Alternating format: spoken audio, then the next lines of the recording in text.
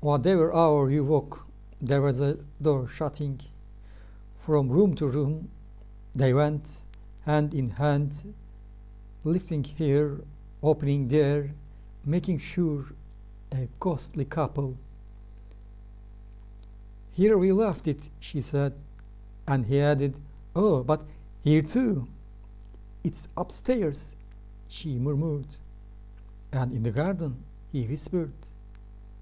Quietly, they said, or we shall wake them. But it wasn't that you woke us. Oh no, they are looking for it. They are drawing the curtain, one might say, and so read on a page or two.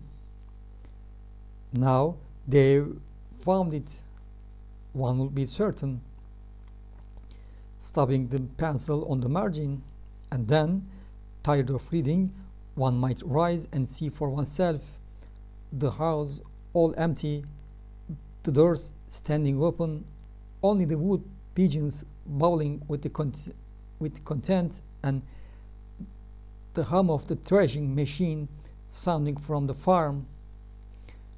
What did I come in here for? What did I want to find?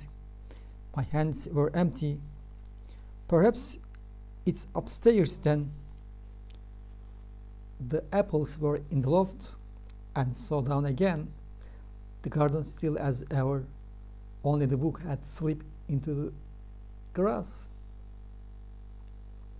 But they had found it in the drawing room, not that one could ever see them. The window panes reflected apples, reflected roses, all the leaves were green in the glass. If they moved in the drawing room, the apple only turned its yellow side.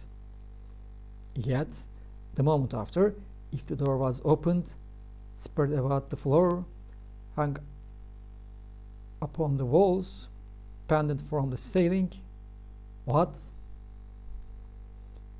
My hands were empty. The shadow of a thrush crossed the carpets. From the deepest wells of silence, the wood pigeon drew its bubble of sound. Safe, safe, safe.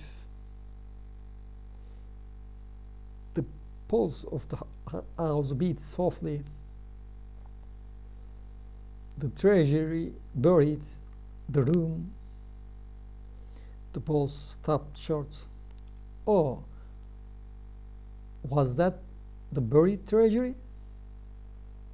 A moment later, the light had faded out in the garden then, but the trees spread the darkness for a wandering beam of sun, so fine, so rare, coolly sunk beneath the surface. The beam I thought always burned behind the glass. Death was the glass. Death was between us. Coming to the woman first, hundreds of years ago, leaving the house, sealing all the windows. The rooms were darkened. He left it, left her, went north, went east, saw the stars turned in the southern sky, saw the house, found it dropped beneath the downs. Safe, safe, safe. The pulse of the house beat gladly. The treasury yours. The wind roars up the avenue. Trees stoop and bend this way and that.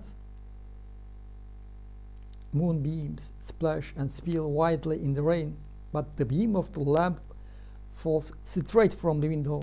The candle burns stiff and still. Wandering through the house, opening the windows, whispering not to wake us, the ghostly couple seek their joy. Here we slept, she says, and he adds, kisses without number. Waking in the morning, silver between the trees, upstairs, in the garden, when summer came, in winter snow time, the doors go shutting far in the distance, gently knocking like the pulse of a heart. Nearer they come, seize at the doorway. The wind falls, the rain slides silver down the glass. Our eyes darken, we hear no steps beside us. We see no lady spread her ghostly cloak. His hand shielded the lantern. Look, he breathed, sound asleep, love upon their lips. Stooping, holding their silver lamp above us, long they look and deeply, long they pause. The wine drives straightly, the flame stoops slightly, wild beams of moonlight cross both floor and wall, and meeting stain the faces bent, the faces pondering, the faces that search the sleepers and seek their hidden joy. Safe, safe, safe. The heart of the house beats proudly. Long years, he sighs. Again you found me.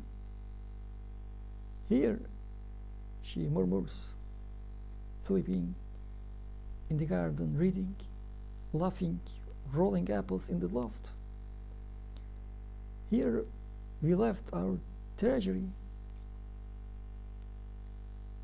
Stooping, their light lifts the lids upon my eyes. Safe, safe, safe. The pulse of the house beats wildly.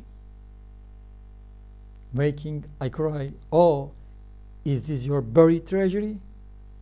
The lights in the hearts.